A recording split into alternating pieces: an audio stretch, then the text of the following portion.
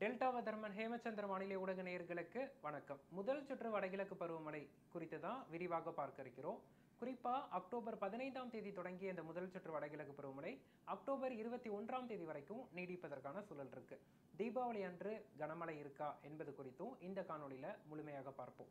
வானிலை அமைப்பு பொறுத்த வரைக்கும் முழுமையான கிழக்கு வடகிழக்கு காற்று தமிழகத்தில் ஊடுருவ தொடங்கி இருக்கு. குமரி கடல் பகுதிகளில் நிலவிய அந்த காற்று சுழற்சி லட்சத்தீவு நோக்கி நகர்ந்திருக்கு. இதன் விளைவாக கிழக்கு தென்கிழக்கு காற்று தமிழகத்தில் ஊடுருவதையும் பார்க்க முடிகிறது. அடுத்து வரக்கூடிய 24 மணி நேரத்தில் காற்று சுழற்சி காற்றழுத்த தாழ்வு பகுதியாகவும் அதற்கடுத்த 24 மணி நேரத்தில் தாழ்வு மண்டலமாகவும் மாற இருக்கு. இது தாழ்வு மண்டலமாக மாறினாலும் இந்திய நிலப்பரப்பு நோக்கி நகராமல் அகன்று செல்லும், கடல் பகுதியில் அகன்று செல்லும் என்பதனால நமக்கு நேரடியான தாக்கம் இல்லை. சரி, இந்த முதல் சுற்று பருவமழை எப்படி இருக்க போகுது அப்படின்னு பார்த்தோம்னா, கடந்த 2 நாட்களாகவே தமிழகத்தின் அனைத்து மாவட்டங்களிலுமே பரவலாக மழைப்பொழிவு பதிவாகிட்டு இருக்கு.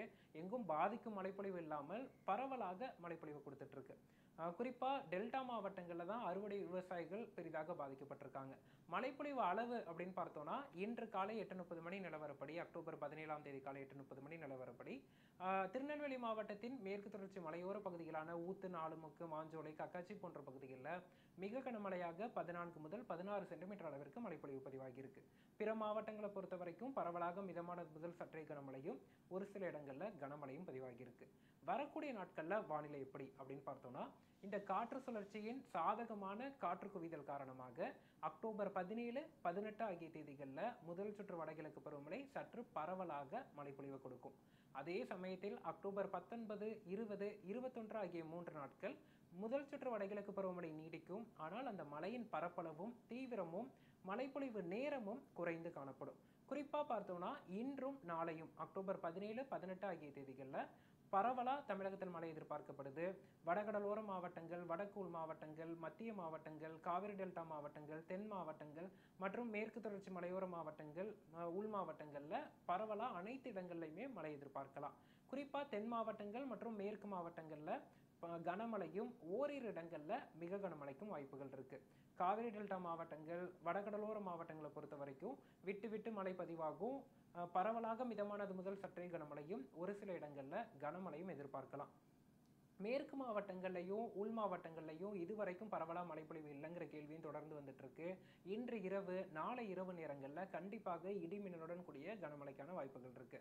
மேற்கு மாவட்டங்களான கோயம்புத்தூர், திருப்பூர், ஈரோடு, சேலம், தருமபுரி, திருப்பூர், நாமக்கல், கிருஷ்ணகிரி, திருப்பத்தூர் போன்ற மாவட்டங்கள் எல்லாம் இன்று இரவு மழையின் தன்மையும் தீவிரமும் அதிகரிக்கக்கூடும். அதே போல தென் மாவட்டங்களான கன்னியாகுமரி, திருநெல்வேலி, தூத்துக்குடி மற்றும் புதுக்கோட்டை, ராமநாதபுரம், சிவகங்கை மற்றும் மதுரை, விருதுநகர், தேனி, தென்காசி போன்ற மாவட்டங்கள்லையும் இன்றும் நாளையும் இடி மின்னலுடன் கூடிய கனமழைக்கான வாய்ப்புகள் இருக்கு. மேற்கு தொடர்ச்சி மலை ஒட்டிய பகுதிகளில், திருநெல்வேலி மாவட்டத்தின் மேற்கு தொடர்ச்சி மலையோர பகுதிகளில் ஓரிரு பகுதிகளில் மிக கனமழை பதிவாவதற்கும் வாய்ப்புகள் இருக்கு. காவிரி டெல்டா மாவட்டங்களான மயிலாடுதுறை, காரைக்கால், நாகப்பட்டினம், திருவாரூர், தஞ்சாவூர் உள்ளிட்ட மாவட்டங்கள் மற்றும் அதனை ஒட்டியிருக்கக்கூடிய திருச்சி, அரியலூர், பெரம்பலூர் போன்ற மாவட்டங்களை பொறுத்த வரைக்கும் அக்டோபர் 17, 18 ஆகிய தேதிகளில் பகல் நேரத்தில் விட்டு விட்டு மழை பதிவாகும். குறிப்பா பகல் 3 மணி வரைக்கும் மழையின் தாக்கம் சற்று கூடுதலாக இருக்கும். திடீரென மேகம் கருத்து மழை வருவதற்கான சூழல் இருக்கு. பரவலா மிதமானது முதல் சற்றே கனமழையும் ஒரு சில இடங்கள்ல கனமழையும் இருக்கக்கூடும். வடகடலோர மாவட்டங்கள் மற்றும் வடக்கு உள் மாவட்டங்களான சென்னை, திருவள்ளூர், காஞ்சிபுரம், செங்கல்பட்டு, புதுச்சேரி, விழுப்புரம், கடலூர் உள்ளிட்ட மாவட்டங்கள்ல இரவு அதிகாலை நேரத்துல பரவலா மழை எதிர்பார்க்கலாம். ஓரிரு இடங்கள்ல கனமழைக்கான வாய்ப்புகளும் இருக்கு. வடக்கு உள் மாவட்டங்களான ராணிப்பேட்டை, வேலூர், திருவண்ணாமலை, கள்ளக்குறிச்சி, திருப்பத்தூர், சேலம், தருமபுரி போன்ற மாவட்டங்கள், கிருஷ்ணகிரி போன்ற மாவட்டங்கள்ல 17, 18 ஆகிய தேதிகளில் மாலை இரவு நேரங்களில் இடி மின்னலுடன் கூடிய மழைக்கான வாய்ப்புகள் இருக்கு. என்னதான் நமக்கு பருவமழை தொடங்கி இருந்தாலும் முழுமையான சீரான கிழக்கு காற்றின் ஊடுருவல் இல்லை. காற்றுல வேகம் குறைவா இருப்பதன் காரணமா மழையின் போது இடி மின்னல் மிக தீவிரமா இருக்கும். அதன் காரணமா இடி மின்னலின் போது மக்கள் மிகவும் எச்சரிக்கையாக இருக்கும்படி கேட்டுக்கொள்ளப்படுது. குறிப்பாக மழை வரும் சூழல் இருக்கு, இடி மின்னல் இருக்குன்னா குளங்கள், குட்டைகள், அதே போல் ஏரிகள், ஆறுகள் போன்றவற்றில் நீர்நிலைகளில் குளிப்பதை தவிர்க்கணும். நீர்நிலைகளுக்கு அருகில் நிற்பதை தவிர்க்கணும். அதே போல் அடுக்குமாடி கட்டிடங்களின் மொட்டை மாடிகளில் நிற்பதை தவிர்க்கணும். செல்பேசி, அலைபேசி உபயோகித்து கொண்டு நமக்கு வந்து இருசக்கர வாகனத்தில் பயணிப்பது, மரங்களுக்கு அடியில் நிற்பது. தற்போது விவசாய பணிகள்லாம் நடைபெற்று கொண்டிருக்கு. வயல்களில் இருக்கக்கூடிய விவசாயிகள் ஒரு இடத்துல குழுமி ஒரே இடத்துல நிற்பது, மரத்திற்கு கீழ் நிற்பது போன்றவற்றை தவிர்க்க வேண்டும். ஒரு மலை வரும் சூழல் இருந்தால் தூரமாக ஒரு 2 அடி தூரத்திலேயாவது நிற்கும் பட்சத்தில் இடி மின்னலிலிருந்து நம்மளை தற்காத்து கொள்ள முடியும். பருவமழை தொடங்கினாலும் 21ஆம் தேதி வரைக்கும் இடி மின்னலின் தாக்கம் சற்று கூடுதலாக இருக்கும். மக்கள் மிகவும் எச்சரிக்கையாக இருக்கணும். நேற்றைய தினம் கடலூர் மாவட்டத்தில் 4 விவசாயிகள் உயிரிழந்த செய்தி மிகவும் வந்து வருத்தத்தை அளிக்கிறது. இது போன்ற ஒரு நிகழ்வு மீண்டும் நடக்கக்கூடாதுன்னா நம்ம தான் சற்று எச்சரிக்கையுடன் இருக்க வேண்டியது மிகவும் அவசியம். அடுத்து தீபாவளி தினத்தன்று மழைப்பொழிவு எப்படி இருக்கும்? குறிப்பாக இந்த தாழ்வு பகுதி உருவாகியவுடன் நம்மை விட்டு அகன்று செல்ல தொடங்கிவிடும். அதன் காரணமாக இந்த முதல் சுற்று மழையின் தன்மை படிப்படியாக குறைய தொடங்கும். அக்டோபர் 19, 20, 21 ஆகிய 3 நாட்கள் பார்த்தோம்னா கடலோர மாவட்டங்கள், ஒட்டுமொத்த கடலோரம், சென்னை, திருவள்ளூர், காஞ்சிபுரம், செங்கல்பட்டு, புதுச்சேரி, விழுப்புரம், கடலூர், மயிலாடுதுறை, காரைக்கால், நாகப்பட்டினம், திருவாரூர், தஞ்சாவூர், புதுக்கோட்டை, ராமநாதபுரம், தூத்துக்குடி, திருநெல்வேலி, கன்னியாகுமரி உள்ளிட்ட மாவட்டங்களில் அதிகாலை 3 மணி முதல் 7 மணிக்கு இடைப்பட்ட நேரத்தில் மழைப்பொழிவுக்கான வாய்ப்புகள் இருக்கு. மாவட்டம் முழுவதும் பெய்யாது, ஆங்காங்கே மழை எதிர்பார்க்கலாம். அதன் பிறகு நல்ல வெயில் வந்துவிடும். முற்பகல் 11 மணி முதல் 3 மணிக்கு இடைப்பட்ட நேரத்தில் ஓரிரு முறை இந்த குறிப்பிட்ட கடலோர மாவட்டங்களில் மழைப்பொழிவுக்கான வாய்ப்புகள் இருக்கு. மிதமான மழையாக தான் பதிவாகும், கனமழை இருக்காது.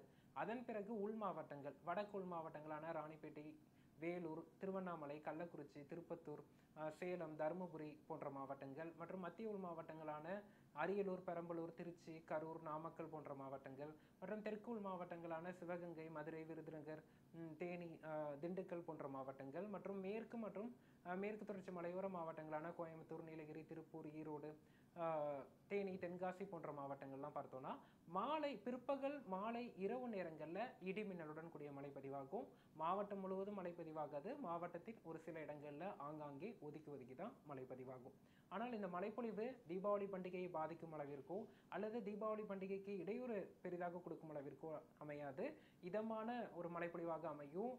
பண்டிகை காலகட்டத்தில் ஒரு குளிர்ச்சியான வானிலையை கொண்டு வரக்கூடிய மழைப்பொழிவாக அமையும். வெயிலுக்கு இடையில் அவ்வப்போது மழைப்பொழிவு இருக்கும். அதற்கு இடையில் நமக்கு தீபாவளி பண்டிகையும் கொண்டாடலாம். அனைவருக்கும் இனிய தீபாவளி தின நல்வாழ்த்துக்கள். அடுத்த சுற்று வடகிழக்கு பருவமழை குறித்து நம்ம விரைவில் பதிவிடுவோம். இதில் நிறைய விவசாயிகளின் கேள்வி என்ன அப்படின்னு பார்த்தோம்னா, எப்போது நாங்கள் வந்து சம்பா மற்றும் தாளடி, பின்பற்ற சம்பா, தாளடி நடவு பணிகளை மேற்கொள்ளலாம் அப்படிங்கிற கேள்வி தான் வந்துட்டு இருக்கு. இடைவெளி நாட்கள் அக்டோபர் 19, 20, 21 ஆகிய தேதிகளிலேயே நமக்கு மழையின் தன்மை குறைந்திருக்கும். இந்த அளவிற்கு மழை இடையூறோ குறுக்கீடோ இருக்காது. அதோட தீவிரமும் குறைந்திருக்கும். இந்த காலகட்டத்திலேயே நீங்கள் வேளாண்மை பணிகளை மேற்கொள்ளலாம். அதன் பிறகு 2ஆம் சுற்று வடகிழக்கு பருவமழை அக்டோபர் 23ஆம் தேதி தொடங்க இருக்கு. அது குறித்து நான் விரிவான அறிக்கை விரைவில் வெளியிடுகிறேன். நன்றி.